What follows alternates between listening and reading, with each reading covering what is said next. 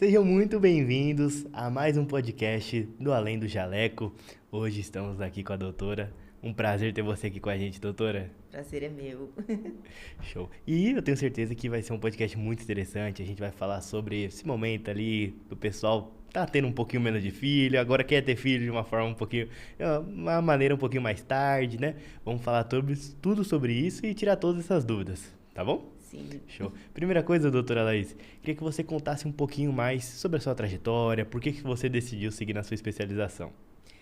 Bom, já na faculdade, né, de medicina, eu já gostava muito de atender mulheres, eu via que eu me identificava muito mais durante os estágios que eu passei da ginecologia, ou mesmo no posto de saúde, quando eu me via naquela mulher, né, que vinha procurar uma assistência, que vinha com as angústias, trazendo angústias sobre como é que será que vai ser meu parto, como que eu vou lidar com as mudanças, né, das etapas da vida, como a entrada na menopausa. Então, eu me identificava com essas questões femininas. Uhum. E me emocionava. E quando eu passei, de fato, no internato, que eu passei na maternidade, fazer o parto, né, ver aquela criança nascer, sempre foi algo assim que me emocionou. E ali eu já tive certeza que eu ia para essa área. E durante a graduação, né, eu na residência, embora não tivesse tanto contato, foi na época que, né, já que eu me formei há quase 12 anos atrás, foi uma época assim que começou a crescer um pouco mais essa questão da reprodução, as técnicas ficaram mais avançadas, então eu mais ouvia falar, porque na faculdade mesmo a gente não tinha. E aí, quando eu comecei a trabalhar, né, já tinha o consultório, eu via a demanda de mulheres que estavam ali 2, 3 anos tentando engravidar. O médico falava, você só precisa relaxar, vai dar tudo certo. Não, o problema é que você está muito estressada. E sempre a culpa da mulher, né? Então, da questão que às vezes nem sempre a mulher, a gente sabe que 30 a 40% podem ser causas masculinas. Uhum. E aquela mulher ficava com toda aquela carga. E aí eu comecei a pesquisar mais sobre os tratamentos em reprodução humana. Procurei, fui fazer uma pós-graduação em São Paulo e me apaixonei. Que legal. Show. E vamos entrar nesse ponto que é muito importante, né? Hoje em dia a gente sabe que não é bem assim, né? Mas caía muito no... problema da mulher, culpa da mulher. Mas os homens também geralmente não buscam muito fazer exames, né, de fato, para ver como é que tá, né, a saúde dele em si, e acaba também acarretando na parte de reprodução. Como que você olha dessa forma, assim, esse novo jeito de se reproduzir que antigamente não tinha? Então, o que eu sempre falo, eu não trato a mulher. Quem quer engravidar é o casal, Exato. é aquela família. E esse casal, ele pode ser uma família plural. Podem ser dupla maternidade, dupla paternidade, pode ser mãe solo, pai solo, e aquela família, né, heteronormativa também. Então, a gente consegue trazer tratamento para todos esses casais. Só que a gente sabe que, infelizmente, embora venha mudando essa trajetória, a gente tem um machismo ainda muito estrutural. E acaba isso. Eu não consigo engravidar, o primeiro problema é a mulher. Então, eu sempre falo, vem muitas vezes, né? A mulher vem procurar o ginecologista, o especialista, o fertileuta, e eu falo, olha, eu pergunto tudo para ela, falo assim, mas a consulta é do casal. Seu marido tem que vir, eu quero saber o histórico de saúde dele, como é que tá, se ele toma alguma medicação, se ele já fez algum tratamento, se ele fez alguma cirurgia, se ele já tomou algum tipo de testosterona, porque a gente sabe hoje a febre que tá com essas reposições de testosterona que tanto afetam a fertilidade masculina, álcool, drogas, uso de tabaco, uso de cannabis, e isso impacta muito a fertilidade do homem. Então, é importante a gente começar a trazer isso. Não é um julgamento. Cada um faz o que quer. Sim. Mas entender que se eu quero engravidar, esses pormenores, né, eu preciso saber, entender e passar para o profissional que está me atendendo para poder a gente cuidar da saúde no geral, né, desse paciente e desse casal. Com certeza. E a gente falou um pouquinho ali sobre você, na verdade, né? Sobre estilo de vida. Eu queria que você falasse ainda mais ali, como que é a rotina de uma pessoa que acaba extrapolando na bebida, não fazendo exercício físico, o quanto que isso acaba afetando tanto homem quanto mulher na parte ali de reprodução. A gente tem hoje grandes estudos focados nisso, né, em qualidade de vida e o quanto isso afeta. Então a gente tem que lembrar a mulher. A mulher, ela forma os gametas, né, que é o óvulo dela, na barriga da mãe, lá com 20 semanas durante a gestação. Esse óvulo, ele vai sofrer tudo o que você faz ao longo da sua vida. Então, assim, todos os excessos, aquele óvulo está lá. Uma hora ele vai ser recrutado, mas ele sofreu a oxidação, o estresse oxidativo que você teve ao longo da vida. Então, assim, a vida saudável, desde a infância, ela é essencial para uma boa fertilidade. O homem, embora ele produza espermatozoides a cada 90 dias, a gente tem que entender que a forminha dele está lá, o testículo está lá. Então, assim, usar álcool, drogas, vida sedentária, obesidade, tudo isso traz um processo inflamatório grande para o corpo e afeta tanto o homem quanto a mulher. Tem um grande estudo que a gente fala que ele conseguiu trazer que se a gente melhora a qualidade de vida, ou seja, atividade física, dieta, tira processados, tenta tirar os adoçantes, né? Famoso refrigerante também, que todo mundo gosta, doces, a gente aumenta em 15% a fertilidade, ou seja, a gente aumenta a chance desse casal chegar aí a ter o seu bebezinho em casa. Perfeito. E, doutora, pensando, né, na parte da pessoa que quer engravidar, tá nesse processo de reprodução, né, processo de reprodução, né, de buscar, né, de fato ter o seu bebê, você tá grávida, né? De quantas semanas mesmo? Agora eu vou fazer 12 semanas. Tá no comecinho. Seu filho, sua filha, depois daqui uns 5 anos vai estar assistindo esse podcast e já vai falar assim, ó, já nasceu estrela. E, de fato, queria que você falasse assim, como que é o processo, tanto que você indica para suas pacientes, para os seus pacientes, e que você fez ali para, de fato, ter uma gestação e uma gestação mais tranquila. Eu sempre tive uma preocupação muito grande com a minha saúde. Hoje eu tenho 38 anos, né? E a gente sabe que a fertilidade aos 38 cai. E só que foi um momento, né, de carreira, de relacionamento, que eu achei que eu deveria tentar engravidar. Só que eu acho importante trazer que, como eu estava no processo de formação e tudo, eu tive a preocupação de fazer ali a minha poupança. Eu congelei óvulos. Congelei óvulos aos 34 anos. E com isso me deu esse time a mais para decidir quando tentar engravidar.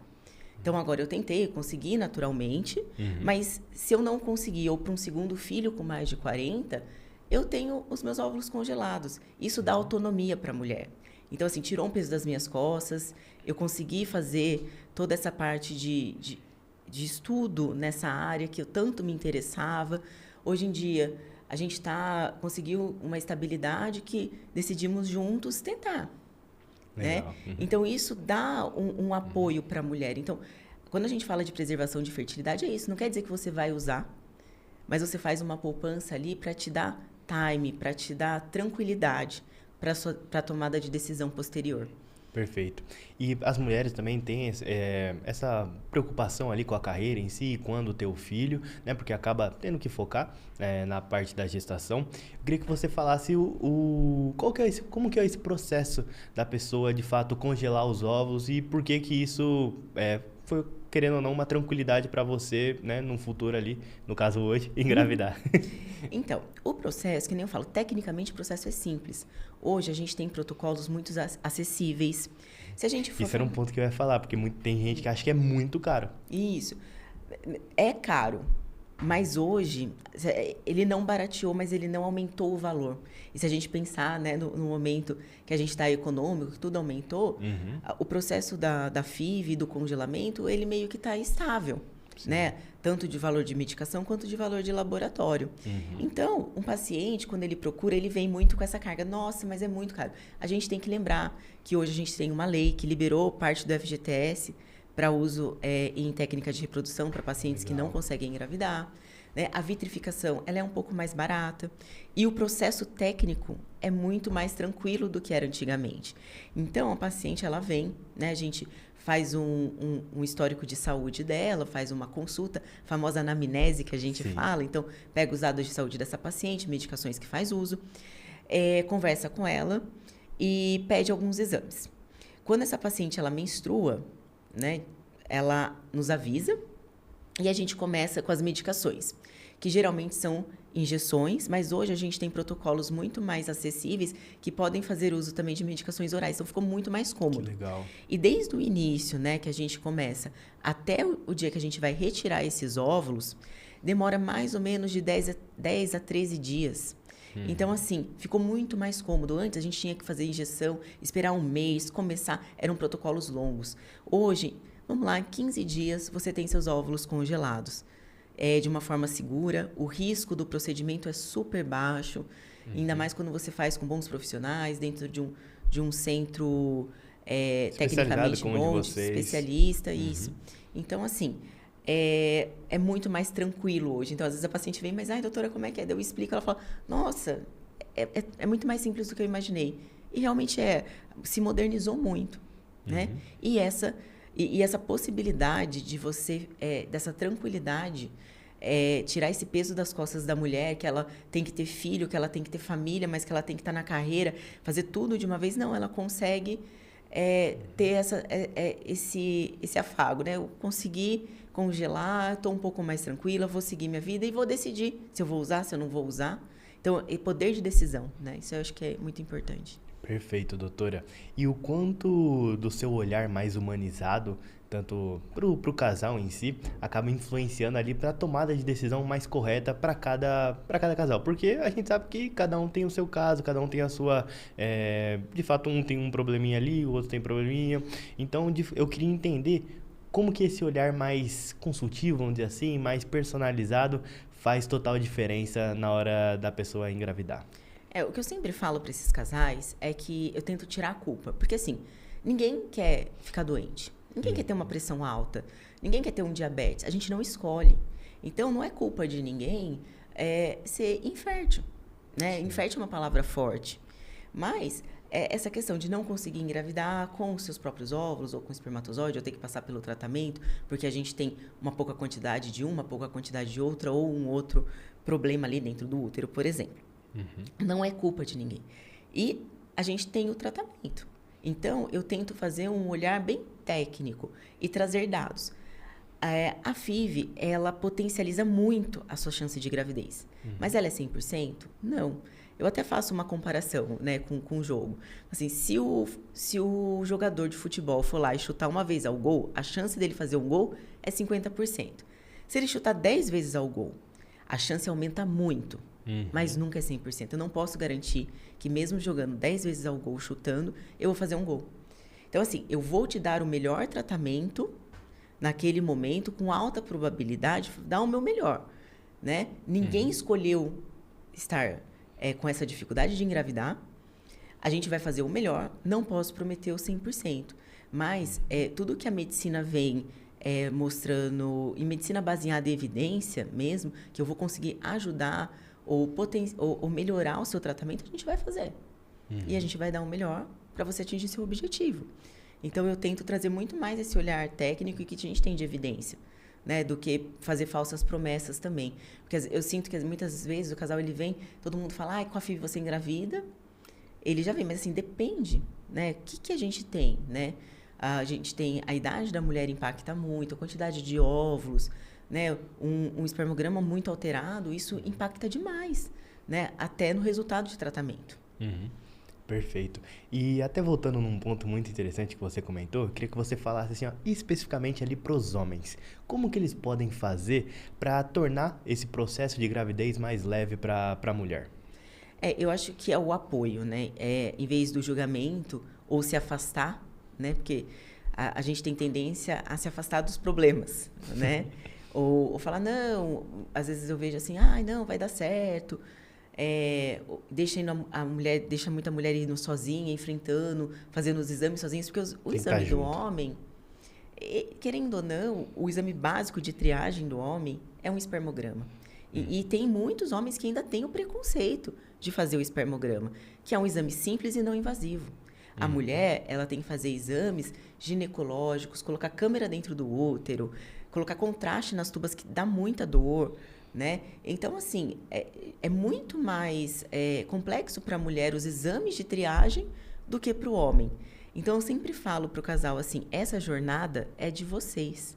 Vocês têm que estar juntos eu tô aqui para ajudar vocês, mas tem que estar junto. Então, o homem, ele tem que apoiar a mulher e não olhar para ela e achar, né? Por mais que a gente fale, não, provavelmente o problema é com ela, olhar e deixar, o problema é seu, então você que se resolva sozinho, né? Não pode acontecer isso. Não, é parceria, né? Então, assim...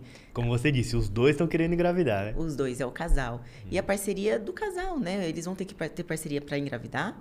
Na hora de todo o pré-natal, durante a gravidez, essa mulher ela precisa de apoio, ela está passando por um momento diferente na vida dela, uma transformação no corpo, alterações hormonais, ela precisa do apoio do parceiro. E no pós-parto, né? Principalmente, né? Ela está aprendendo a amamentar, ela está cuidando de uma nova vida. E o parceiro, né? Ele não tem que se ausentar, ele tem que ser ativo, ele tem que cuidar, né? Cuidar da família dele, né? Então, esse papel eu acho fundamental. Então, o homem, ele precisa estar ali, sim, presente. Perfeito. E a medicina vem avançando bastante, né, com o passar dos anos. E a gente sabe que hoje a gente consegue ter filhos ali, tranquilamente, ali com 40, né? Eu queria entender, doutora, se você enxerga uma data limite, ali, uma idade limite. Eu sei que depende muito do corpo, né, de cada pessoa. Mas se tem alguma faixa, né, específica ali de idade que você coloca ali um alerta ali para as pessoas que ainda querem engravidar. É o que a gente fala. Então, assim, a gente tem dados, né? Até os 35 anos, um casal que a mulher menstrua de forma regular e a princípio não tem nenhum problema de saúde, ele pode tentar engravidar ao longo de um ano, né? Tendo 2 a 3 relações por semana. Ao longo de um ano, 84, 86% dos casais vão engravidar. Passou um ano, precisa de uma avaliação, precisa de uns exames de triagem de reprodução humana, principalmente espermograma, um exame da tuba uterina, entender reserva ovariana dessa paciente. Dos 35, né, aos 40 anos, a gente sabe que a fertilidade ela cai, principalmente relacionada à idade da mulher. Então, de 35 a 40 anos, 6 meses não conseguiu engravidar, procure um profissional. Acima dos 40, pode ser imediatamente já fazer os exames de triagem para tentar engravidar ou não esperar mais que 3 meses. A taxa de sucesso de gravidez aos 40 anos, a partir de 40 anos, ela gira em torno de 10 a 15%. Então, a gente precisa estar acompanhando essa paciente. Não que ela não possa tentar em casa. Eu tive paciente que engravidou de forma espontânea aos 48 anos. Só que isso é menos de 1% da população. Então, a gente não pode se ver na exceção. A gente tem que se ver na regra para não perder o timing. E mesmo para a técnica de reprodução, tá? Então, o que o CFM, né, o Conselho Federal de Medicina, a gente tem as normas, né, para trabalhar com reprodução humana. Pelas normas, a gente pode fazer, pode ser por ovodoação, se a mulher tem óvulos congelados, a gente pode engravidar essa mulher por técnica de reprodução até os 50 anos. Após os 50 anos, né, isso falando de hoje, né, essas resoluções elas mudam. A partir de 50 anos, a gente precisa fornecer um laudo médico para o CFM para poder realizar o tratamento. Então, se eu quero engravidar com 52, 55, como foi o caso da Cláudia Raia, né, que todo mundo conhece, a gente precisa pedir no CFM e colocar, olha, essa paciente não tem problemas graves de saúde, a gravidez não vai ser um risco a saúde dessa paciente, e aí eles dão um ok e você segue com o tratamento. Então, não tem limite de idade, tá? A gente precisa mesmo pesar. E até 50 anos, critério do médico e da paciente.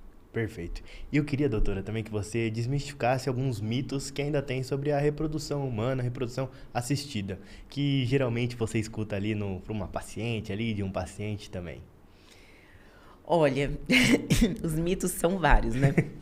Mas assim, eu acho que o principal deles, né, para quem está tentando engravidar, é aquilo, é só você tomar um vinho que você engravida, né? Então, assim, não é assim, né? A gente tem que entender, essa paciente, ela tá menstruando de forma regular, quantos anos essa paciente tem, ela tem histórico de endometriose, ela tem histórico de infertilidade na família.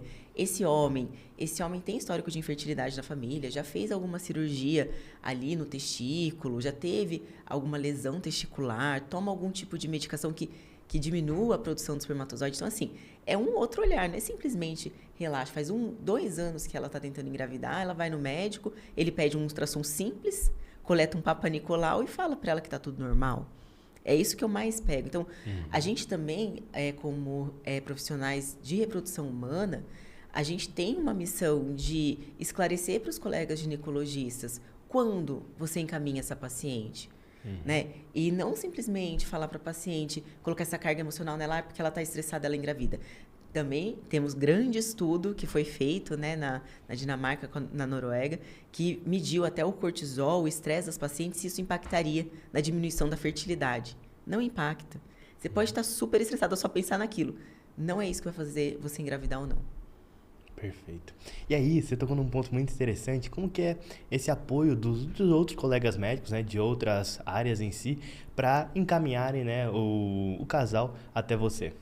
Então, a gente conta, né, mas é muito mais difícil o paciente, de forma espontânea, vir procurar, porque ele tem o médico dele. Então, assim, principalmente a mulher, ela tem a ginecologista. A ginecologista, que era da minha mãe, que era da minha avó, acompanha comigo.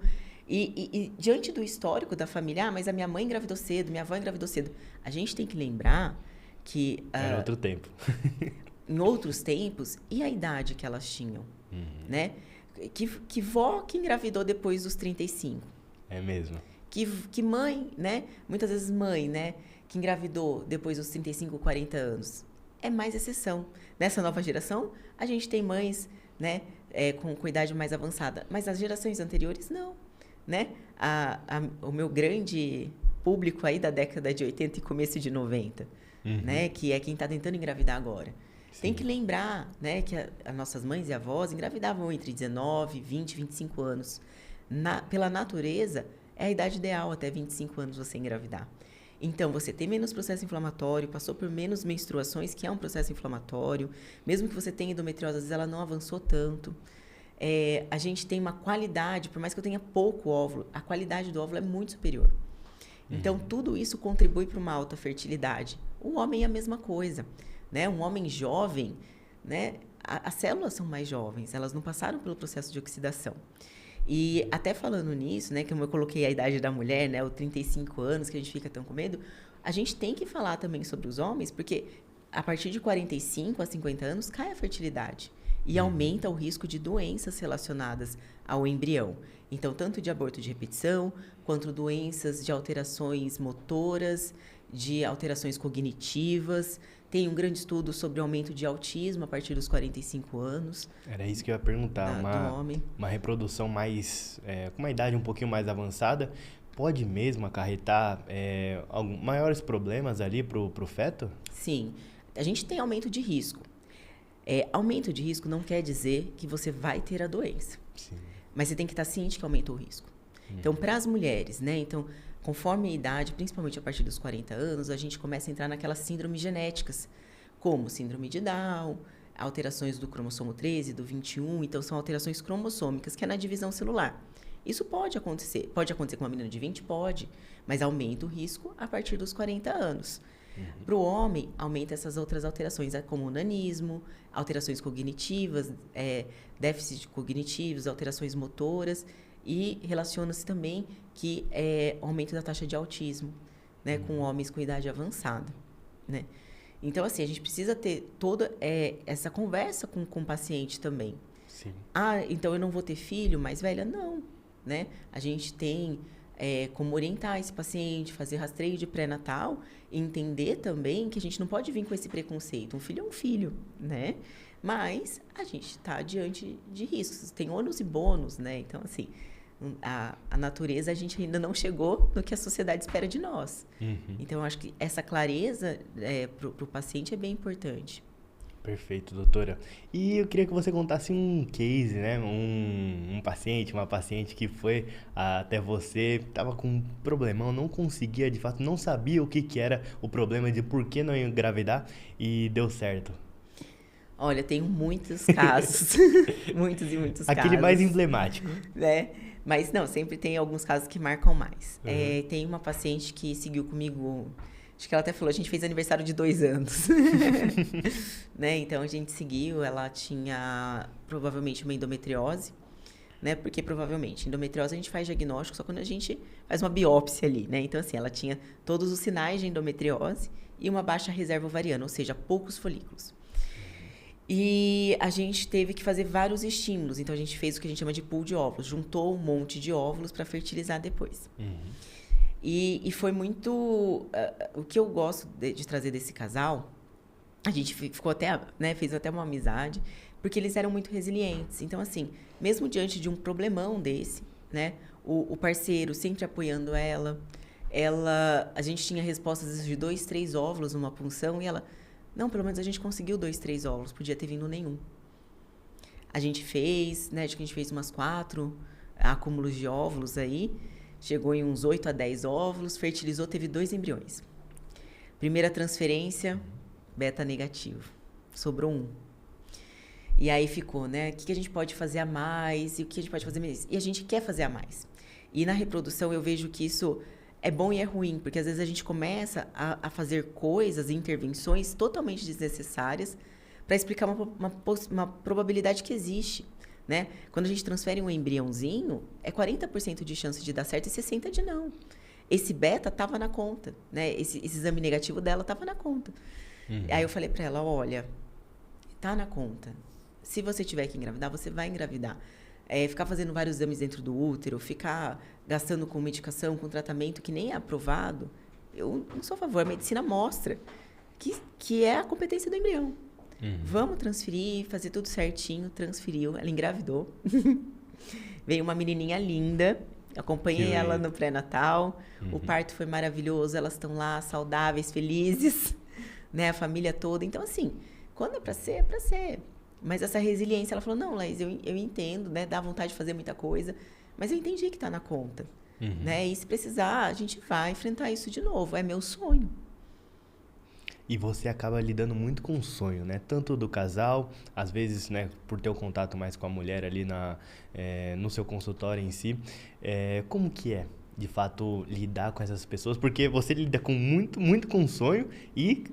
lógico, a medicina em si, mas tem muita da probabilidade pelo que você está passando aqui pra gente, né? Isso. Como que é alinhar essas expectativas? É difícil. Entra o lado humano. Não, é muito difícil, porque assim, não tem como você tecnicamente falar que não me envolvo. Eu me envolvo, né? Imagina você passar por tudo isso, tem um gasto financeiro, um gasto psicológico muito grande de expectativa, né? Eu estou fazendo um tratamento que eu não posso prometer 100%. É muito complicado. Eu chegar ao ponto de... Por isso que eu acho que essa parte técnica, né? A gente ser técnico, a gente está sempre estudando muito e vendo o que os estudos trazem, se renovando é muito importante. Para trazer dados concretos. O que eu consigo prometer para você? Eu não consigo te prometer um sonho seu 100%. Eu consigo estar junto com você nessa jornada, te dar todas as informações que eu posso e otimizar ao máximo o seu tratamento dentro do que a gente tem de medicina baseada em evidência, que realmente vai trazer algo bom para você. E não exceder de custos, falar de vários injetáveis e vitaminas. Chega paciente para mim com 3 folhas de vitaminas, falando que aquilo lá vai melhorar o ovário dela. A gente sabe que não vai. Porque se melhorasse, a gente não estava fazendo reprodução humana. Se melhorasse, a gente não estava congelando óvulos. Era só dar uma vitamina para paciente de 45 anos que ela engravidaria. A gente vê que não é assim. Só que a gente fica nessa busca. A medicina hoje, ela está se afastando do que a gente tem de dado real para fazer promessas. Então, o paciente já vem com um sonho. Se eu prometer a ela que ela vai tomar vitamina, que ela vai fazer isso, que ela vai fazer uma técnica, isso vai fazer ela engravidar, ela vai fazer. Só que o gasto emocional dela é muito maior. Então, eu sempre tento trazer dados concretos. Né? Olha, hoje a gente tem esses dados. Hoje, um laboratório consegue entregar 40% de chance de você engravidar com a transferência de um embrião. E a gente vai em busca desses 40%. A gente vai fazer tudo o que é correto, as medicações corretas, o time correto, individualizar o tratamento, usar um bom laboratório com uma boa embriologista. E isso eu consigo ajudá-lo. Perfeito. Pra gente chegar no teto. Perfeito, doutora. E aí eu queria que você deixasse um recado final, né, para os futuros pacientes, né? Depois a gente entra pro momento de como que a pessoa consegue te encontrar, tanto nas redes sociais quanto presencialmente. Bom, o meu recado é para esses pacientes, né? A gente tentar tirar esse preconceito, né? De, nossa, eu não estou conseguindo engravidar, olhar a grama do vizinho que é mais verde, né? E, nossa, mas para aquele casal foi tão fácil, e para aquele... Então, assim, ninguém fala o que dá errado, principalmente hoje com a internet, né? Então, ninguém fala que abortou, ninguém fala que está com dificuldade de engravidar, simplesmente fala, eu nem quero ter filho. Né? Então, assim, a gente se despir mesmo dos preconceitos, procurar bons profissionais, entender o que a gente tem, né? Pedir dados concretos e o melhor tratamento, em busca sempre do melhor tratamento. Hoje, né, eu atendo aqui em São José dos Campos, na FIV São José, ali no Aquários, com uma equipe, né, com os meus sócios. A gente segue essa mesma linha, essa mesma vertente. Legal. E também atendo em São Paulo, na FIV São Paulo. E aí tem o meu Instagram, né, para quem quiser me seguir, que é a doutora Laís Cantanhede. E lá eu trago bastante conteúdo, né, e informações sobre reprodução humana, sobre dados, né, dos tratamentos aí. Isso é muito importante, né? Porque a gente sabe que hoje em dia tem muita gente que não sabe sobre o assunto, até que são médicos, assim, mas espalhando coisas que não são verídicas, né? Então, acompanhar você é um começo, vamos dizer assim, né? Para que o paciente ali possa, de fato, conhecer mais sobre todos os métodos que a gente consegue utilizar hoje e como você consegue apoiá-los nesse momento. Sim, sim. Eu sempre tento trazer, da mesma forma que eu tentei trazer aqui com clareza, com dados, é o que eu trago no meu Instagram e é o que eu trago para consulta. Perfeito. Doutora, foi um prazer. Espero que você tenha gostado de estar aqui com a gente. E eu deixo um convite também, na próxima vez ali, também trazer os seus sócios também para a gente falar mais sobre os casos que vocês têm lá na clínica de vocês. Pode ser? Pode, vai ser um prazer. Show, doutora. Muito obrigado, tá? Obrigada. Se você chegou até aqui, não esqueça de se inscrever aqui no canal, deixar seu like para não perder nenhum conteúdo, que eu espero vocês nos próximos episódios. Até mais!